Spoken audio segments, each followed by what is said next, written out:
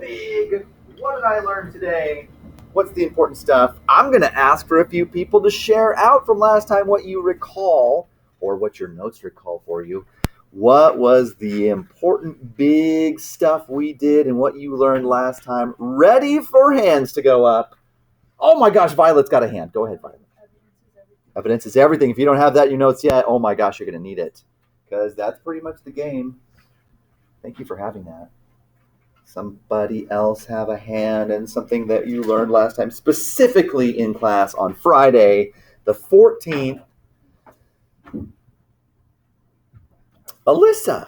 We went over grading the exemplars on their research or evidence, and if they directly quoted, explain the evidence, and if they directly answered. So it sounds like you're reflecting on the 3 parts of the assessment scoring rubric for item number 14. And what were those 3 things again? Could you say them? We got clearly referenced by quoting, explaining the evidence, and directly addressing the question. Yeah. Those are the 3 things. Hopefully you guys have those 3 things because, man, we're going to talk about them again today in a different way. Something else you learned last time. How about Philip? Retention. What's that mean? It's like recalling something or knowing. Yeah. I feel like you guys have retained better this time than last time. Remember last time? It was like, anybody remember anything? Anyone? Bueller? It was scary. But now you're like, yeah, we learned stuff. Is your hand up, Tim, or are you just doing stuff with your hair? That was cool. Fashion is important. Anyone else remember anything from last time? Was there anything else from last time that was important? I don't remember. I'm asking you. Nobody. Oh, Isabel. We kind of worked on question 14. We did work on question 14. By grading other people's. Yeah. And we all kind of came up with some stuff. How close to were we? Was this group really close to the professionals? There was a lot of weird things that happened in different classes. I feel like one class was like almost exactly right except for one. Was that you guys? Were we far off? We got 4 or 3 wrong, but we weren't like way off or anything, were we? There was one. Did you guys have problems with number 2? Was that the one you guys said was a 0? And they're like, that's a 2. That's the only one that concerned me. That one is so confusing. I don't understand why they gave it what they gave it. I feel like you guys were pretty close. Was it you guys, help me remember, were we as a group a little bit more harsh as far as the scores we gave than the professionals? Okay, that's the good news. There was one class that was like, everybody gets points because we don't want to be mean. Like, no, we want to make sure we're aware of what we need to do. And if we are harsher as far as grades go, that's usually better for what you guys will produce. So that's the outcome I was hoping for. Is there anything else from last time that we need to reflect on before we move on?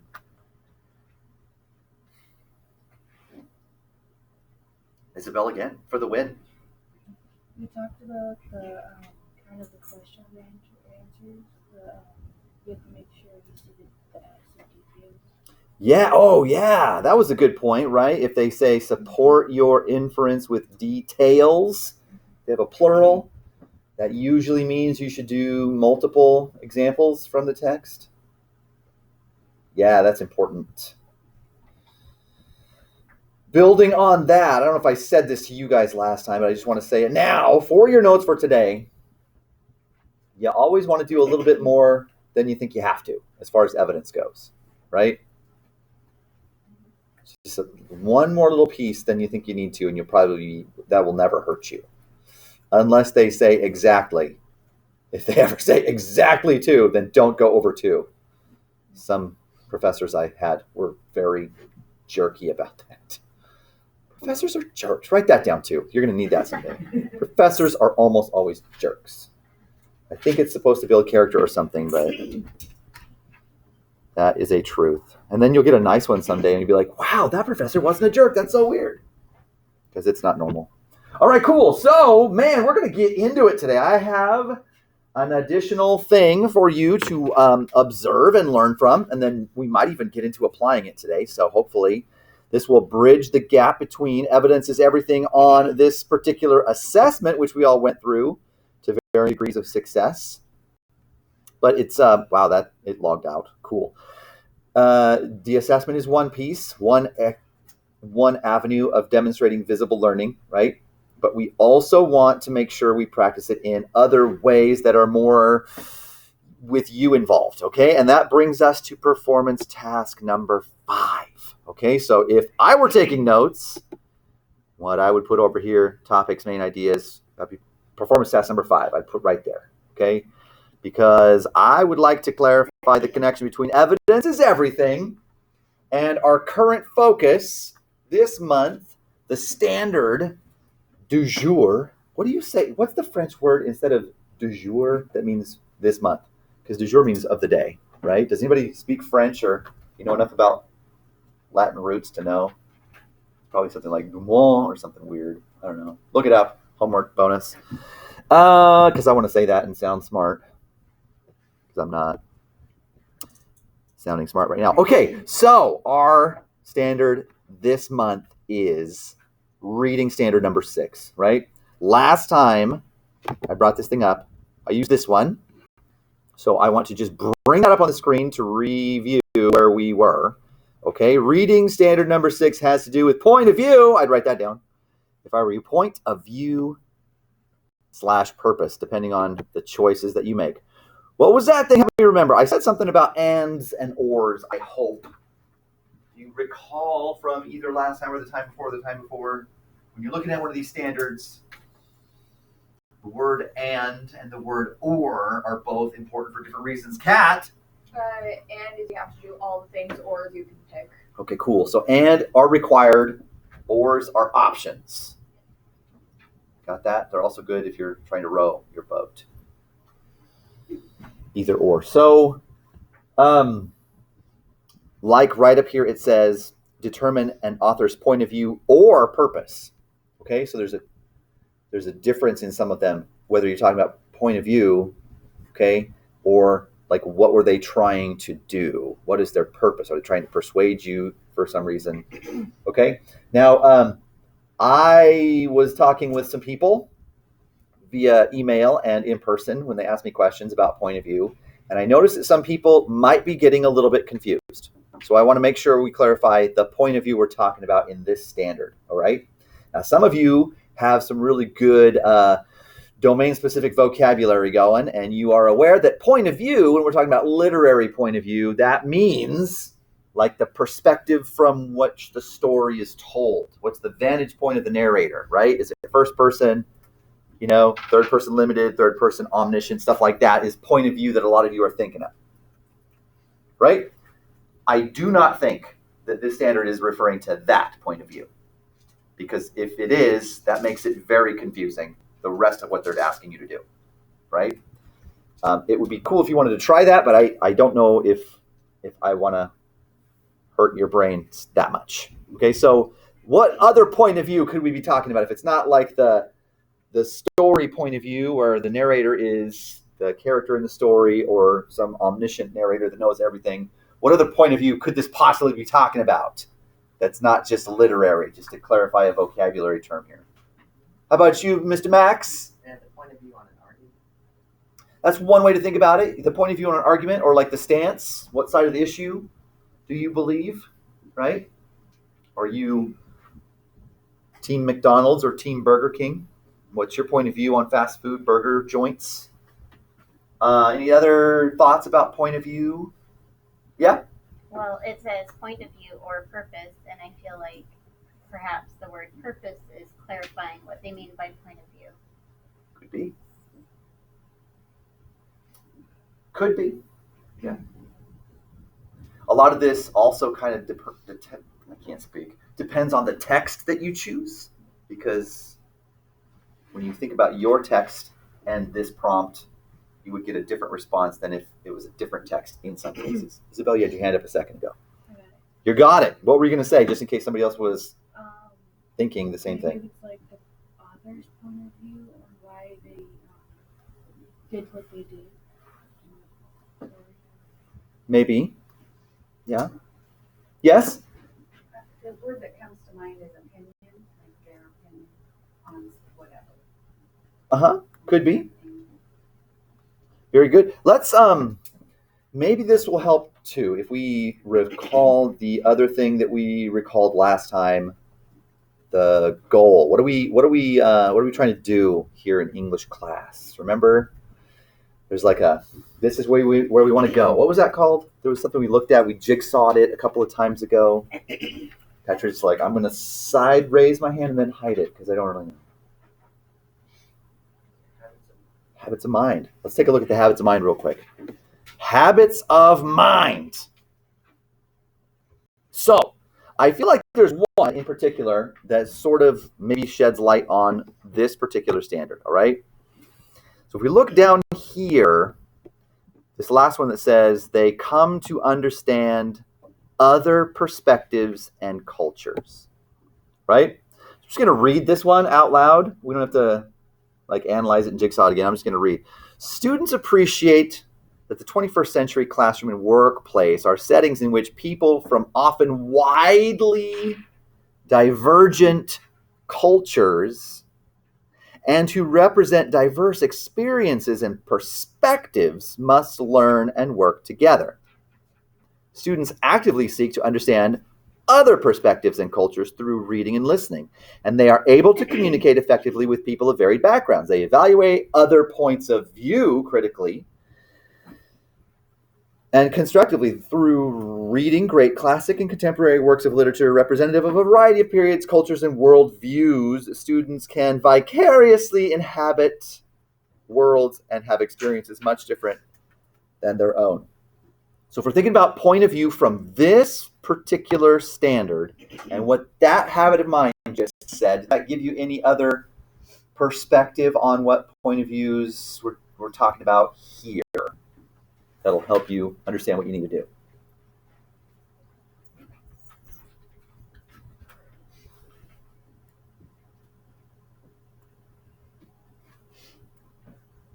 Go ahead, Alyssa. Maybe understanding the author's culture and background and what led them to write their literary piece. That could definitely be part of it, sure. A cultural point of view, right?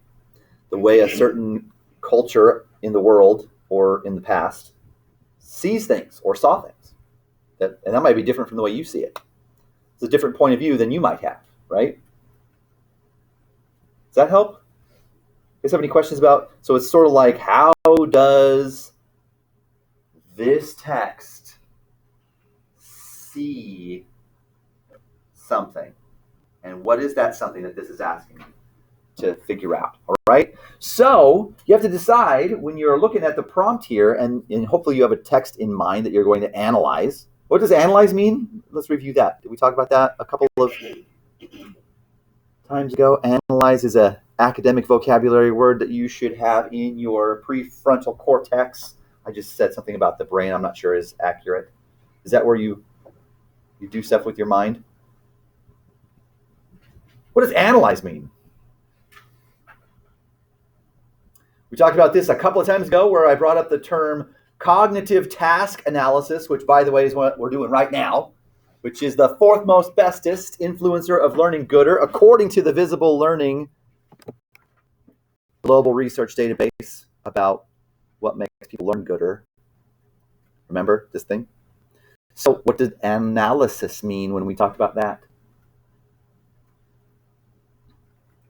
Oh my gosh, I get to review something. This will be great. For your notes then, to analyze means to take apart and look at individual pieces so that you can better understand the whole, right? Break it apart, look at a piece or the other pieces so that you can kind of see how the little puzzle pieces fit together. Like, yeah, I get it now. Because of this little part, I get the whole thing now. That's analysis. The opposite of analysis, in case you ever need to know this, is synthesis, where you take a bunch of pieces that might be from different things, and like Victor von Frankenstein, you put them together into a new whole thing, like Frankenstein's monster. Lots of parts of different people. Or like Mr. Potato Head, if you want. That's less freaky, depending on the person. Anybody else kind of scared of Mr. Potato Head? Is that just me? The terrifying toy. My children like to make little Picasso creatures out of it. They put the arms in the wrong places and stuff. They're like, look what I did. It's got an arm for a nose. That's enough sharing, Mr. Anderson. Let's move on with our learning. Okay, cool. So, what we're going to do that's different from the original format of performance task number 5 for our time in class. All right, and I want to make sure this is really, really clear because I know some of you are already working on a project like this thing was set up to do originally, right? And just keep on going. It's not going to hurt you to do that.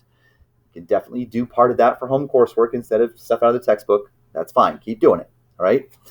But in addition to that, so everybody, you are also going to get really focused on this standard, and we're going to respond to it in a specific way that I'm going to go over today, which is going to build on what we learned about in the assessment with the assessment scoring rubric and evidence is everything. Does that make sense? Hopefully you guys are jotting stuff down every now and then because a lot of these things are very important that I'm saying. I want to make sure you understand why we're doing what we're doing, how we're doing what we're doing, and that you do what we're doing right so that we do good stuff, okay? So I created, just a few minutes ago, a different version of this that you can find on the same assignment, and it's called Performance Task number 5, Evidence is Everything, for ease of finding it, all right? So part of what you're going to do this week, hopefully by the end of class on Friday, is today Tuesday? I keep thinking today's Monday. Why am I with these people? It's Monday. By the end of class on Friday, you'll have composed your response because it's not as large and multi-step as doing a huge project, right? And then I'll be able to look at it, give you some feedback. You can make quick revisions to make sure that you have completely mastered the standard. We're going to move on with life. Something new. Make sense? So here's how this is going to work. I'm going to open this guy up for you so you can see what it looks like. It's pretty much exactly the same thing at the top, right? So the prompts are still there. Choose your grade level appropriate version of this standard, all right? Keep in mind that it says either I or L, and if yours says I, that means it probably will work better to choose an informational text to respond to this prompt. If it says L, it will probably work better to choose a literary text to respond to your prompt, right? Like this one might be able to go both ways, but I think for the most part, examples of literary texts are easier to do this. Okay? And up here, what they're asking for, it's easier to do with informational text, especially if they are using rhetoric, because it's asking for a specifically powerful, particularly effective rhetorical piece, right? Although, if I were me, which sometimes I am, and I was a senior, which I was once, I would have chosen a literary text for this one, even though it says informational text, because as soon as I read that, the first thing that came to my mind was Mark Antony's speech and Julius Caesar by Shakespeare. Because I'm like, man, that guy, he did some rhetoric, even though it's not real. What I'm going to do today is just kind of demonstrate what I want you to do. I'm going to use the 9th grade text, I think, because I have another Shakespeare idea that could work. All right, but let's just show you that right here it says in at least one well-developed paragraph. So we're not composing a giant essay or giant presentation or anything for this, even though you might also be doing something like that with a project that you are working on, which is cool. Keep doing it. You're going to completely and thoroughly address the prompt that is your grade level appropriate one, right? And sort of like it said in the assessment, support your response with sufficient evidence from your text. So it doesn't say details, it doesn't say a specific number, and it's important that it doesn't because different prompts require different amounts of evidence based on the grade level, all right? So you need to make informed decisions about how much evidence your prompt needs. And some of that goes back to how many ands do you have to deal with and how many ors can you mess around with, right? Because in some cases it says do this and that for this, this, or this. So there's 5 different variables, but you only have to do 2 of them to result in 1 of them, which is kind of weird to say out loud. But so you would need 2 pieces of evidence at least to support that one.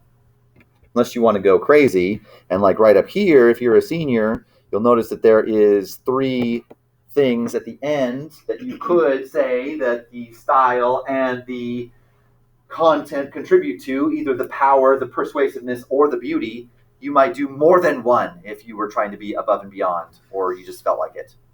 Does that make sense? So in that case, you might need more evidence than if you just did one of those. Okay? Lots of words, Mr. Anderson. Okay, cool. So let's get into the frame. So I made a frame for you, and this is just something I developed from that thing on the wall over there. If you're familiar with the essay structure, I've shown you several times. The body paragraph is basically what I want you to do, right? In essence, except there's no thesis statement to connect to because the body paragraph is going to stand alone in this case, right? So feel free to jot some topics and keywords in your notes. You don't have to write down all of these because you'll have this on the document. Right? I just want you to make sure you understand what does each part mean. All right. So the first element that you should have, and this goes back to those three parts. What were those three things from the scoring rubric on the assessment item number 14? What was the first thing we had to do? Quote. Nope, that's the second. Directly address the question. Directly address and also answer the question or the prompt, right? So that's the first thing. The second thing, Tim? That'd be quote. Evidence from the text, exactly. And then what was the third thing? Explain your evidence. Explaining the evidence, right? So this frame is an expansion of those three parts, and it's giving you a couple of other things to do to make it more cohesive, all right? This is going to help you out on a couple of items in your future that you will have to face too, all right? So the first thing you need to have is a topic sentence, all right? I call these things elements. I did have them originally called sentences, but as you will notice in parentheses here, some of you, depending on your prompt, might need to repeat a few of the parts. So I didn't want to call them sentences and say that there's only 5 sentences because you might end up with a paragraph that has more than 5, okay? So I just call them elements. First element should be a topic sentence, right? So in that sentence, I want you to make sure you introduce the text that you are analyzing by title and author, right? Because I don't know yet. And the prompt does not require a specific one. So you need to figure out what your text is and then let me know in your response. Who wrote it? What's it called? Okay? And then also answer, like the scoring rubric, answer that question or respond to the prompt. Okay? To do that, you want to make sure you use a few keywords from the prompt or the question, right? So if you're looking at this one, you definitely want to include point of view, right? Or cultural experience. Get it? If you don't have those words, then you're not being as clear as you could be. Second element, repeat if there are more than one supporting point. So in case you have a couple of ands to deal with, you might do element 2 more than once. Explain. All right, so in your own words, you're going to explain that point with more detail, but you're not using evidence yet. All right, introduce. So this section might introduce a supporting point if you have more than one supporting points, right? So if you're talking about rhetoric, you might say something about loaded words here. It's one of the things that he does as a rhetorical device. Okay. Third element, you need to have at least one of these per supporting point, just like the 3 steps of the scoring rubric on item 14. Answer the question, evidence the question, explain the evidence. You got to provide specific cited text-based quoted passages from your text and make sure you frame them with your own writing so they're not just floating there. You want to say something like, for example, or in scene 3, or in her 4th chapter, the author writes, quote, here's what she says. This should illustrate the explanation that you just gave in element 2. Then we move on to your 4th element, which you need to have after each quoted passage. Make sure you explain the evidence because that's what we had to do on the assessment 2, right? In your own words, explain how your evidence from 3 above illustrates your point from 2 above, right? Make sure you pinpoint specific key words from the evidence in your explanation. And then again, if you have more than one thing that you have to include, you might do the 2nd element, the 3rd element, and the 4th element again with new stuff that completes your response. Some people probably only need to do it once. Other people, they have a couple things they need to take care of because you're more complicated. Finally, the fifth element is your clincher, and in that you should reflect on the evidence and the explanation that you have presented, and then restate your answer that you had in your topic sentence, including those key words from the prompt again. Try to do it in a cohesive, kind of closure type way that's memorable and not just a complete copy-paste of your topic sentence.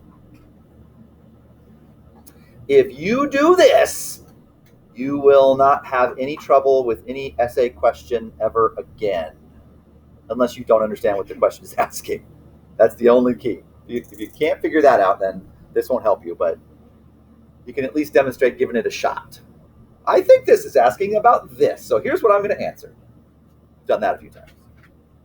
All right, so quick demo. You ready for this? I'm going to do the 9th grade prompt real quick. Don't copy me.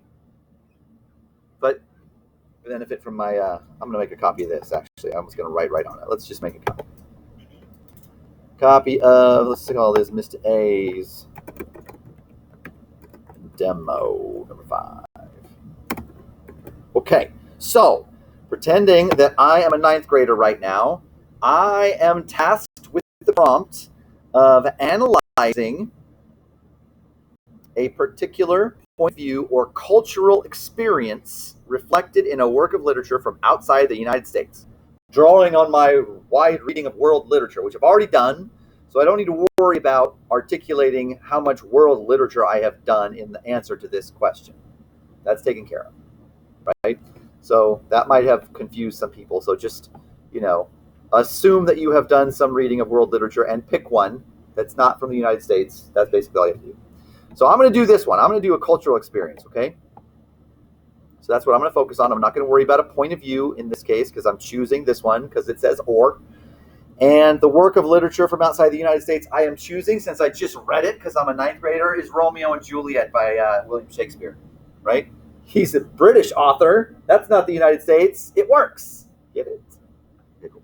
Plus, Romeo and Juliet is actually showing something from the medieval / almost Renaissance Italian time, which is not British culture either. So it's like a cultural perspective from a different cultural perspective, which is bonus culture. Okay. So I'm just going to go really briefly and do my topic sentence first, right? So I'm going to use some of the key words. A cultural experience reflected in italics, Romeo and Juliet, whoops, by William Shakespeare, is the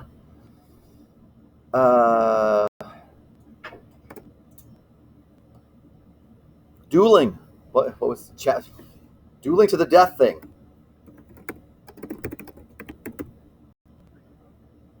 Challenges. There we go. I'm just going to leave like that as a draft. Okay, so does that make sense what I just said? Let me just kind of recap what I did and how I did it. So in my topic, I introduced the text, right? The title and the author. And I am briefly answering the question, just right to the point. What am I talking about? With keywords. So the keywords I used were cultural experience, reflected in this piece of world literature, dueling to the death challenges. Okay, so now I'm going to explain. What do I mean? What is my point here in my own words? Okay, throughout the play, Tybalt, Romeo, the main character,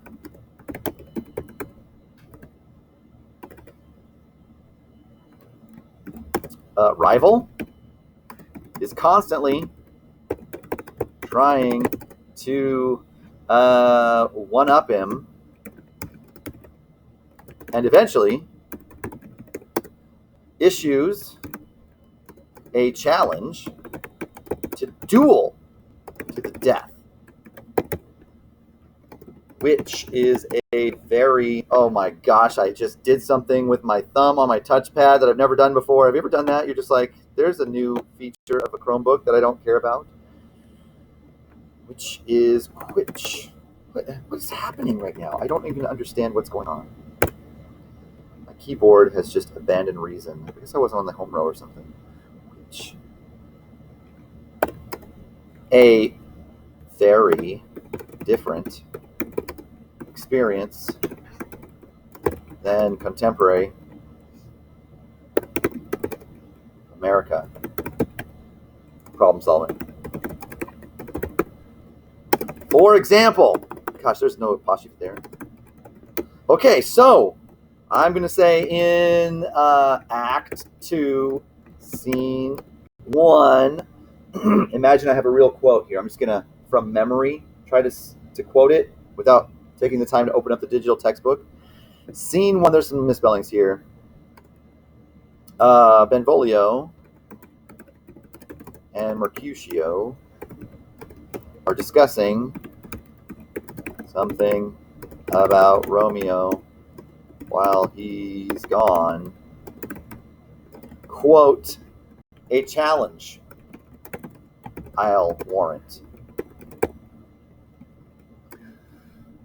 Which is talking about a letter that Tybalt had delivered to Romeo's house. This is an example of an old school way of settling disputes called dueling to the death, which was popular in Italy and Europe in the time period depicted in the play. See what I did there? So that's my explanation. Here's my evidence, which I cited. I cited it by saying it was Act 2, Scene 1, right? Even though I misspelled a whole bunch of stuff. There's my explanation. Why is this significant? How does this prove my point? My point is there's something culturally different happening in this play than what I'm used to, which is people used to duel themselves to the death if they had an issue of honor. I could expand on that a little bit more. But I'm just going to close this one out, right?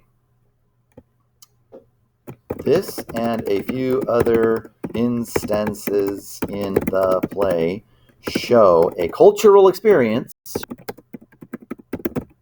that no longer holds sway in our country or the setting of the play, which was dueling to the death. All right, so that's a very rough draft of a response. Does that make sense what I'm asking you to do? So depending on your prompt, you would probably maybe need more than one quote. I just used, well, this would be the bare minimum you could get away with probably.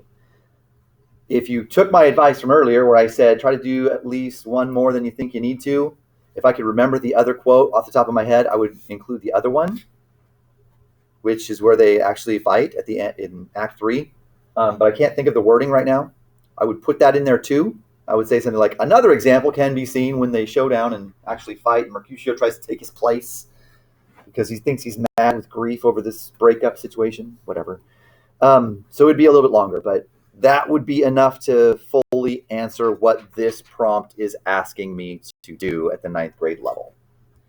Have you guys got any questions you'd like to ask about what you just saw me do? Yes?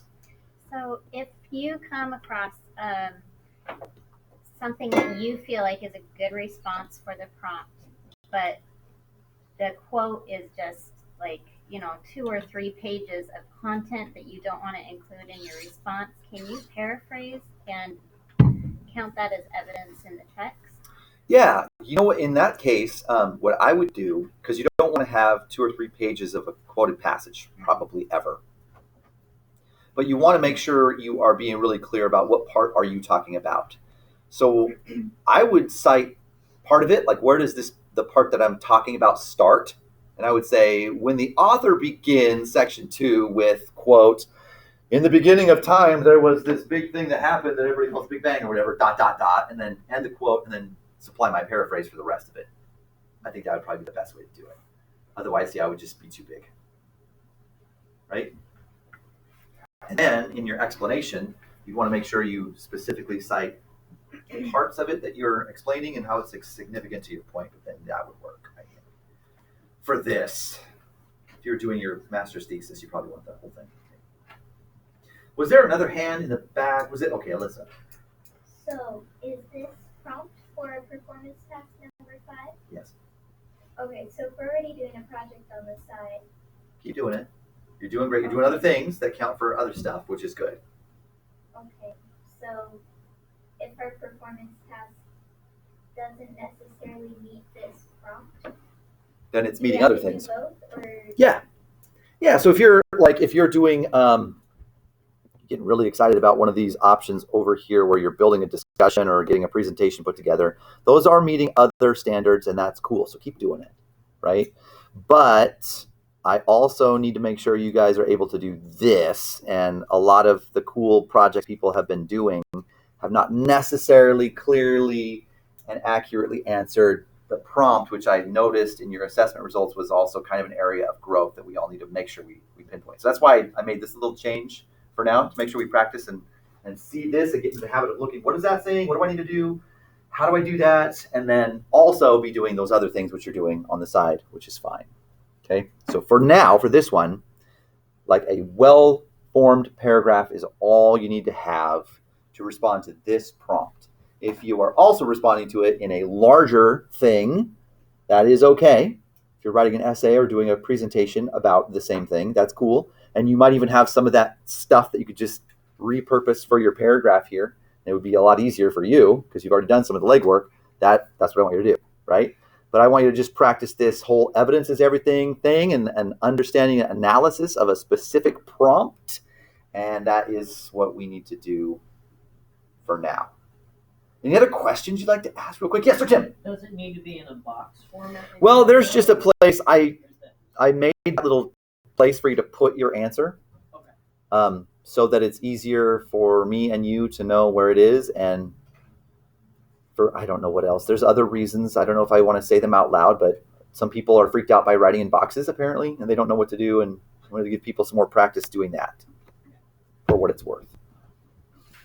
Other questions? Yes. and you said this is due on Friday? Yeah, well, you know what? I was going to give you some time to start it today. We are going to spend some time reflecting, though, because I've been tyrannically overstating my welcome and talking too long and taking up too much time, and I need to give you a reflection time, right? But like next class on Friday, I'm not going to say anything other than do your thing, right? And then after silent reading, you're just going to compose your response. Hopefully you have your text with you or you can access it. And then you should be able to finish it during class without any further ado. And then I can start looking at those and giving you some feedback about how close to what I was hoping for did you get. And you can revise over D week if we need to. And then that'll be done. We can move on to other challenges. You see the master plan? Yeah? Okay, cool. Any other questions real quick? Before we move into our reflection time. So I'm going to give you your whole 10 minutes today. So during reflection, yeah. Any kind of text or just from the textbook? No, it could be anything. Okay. As long as it will help you completely answer your prompt, right? So if you choose something that won't work for this, that might not be the optimal choice. You might want to think about what will help me do that. And then whatever you want to do, that's cool. Right? Any other questions you'd like to ask? Okay, so we're going to move into a reflection time. Part of that, I would definitely like to see you writing a summary of what you learned in your notes. The other two things that you should probably work on would be making sure you have updated your Targets 26 document with your notes from today and last time and the time before. And also updating your reading chart, especially if you haven't done that for a while. And then if you find that you have some extra time, you can start working on your response for performance task number 5 if you want. That's cool too, right? Go ahead.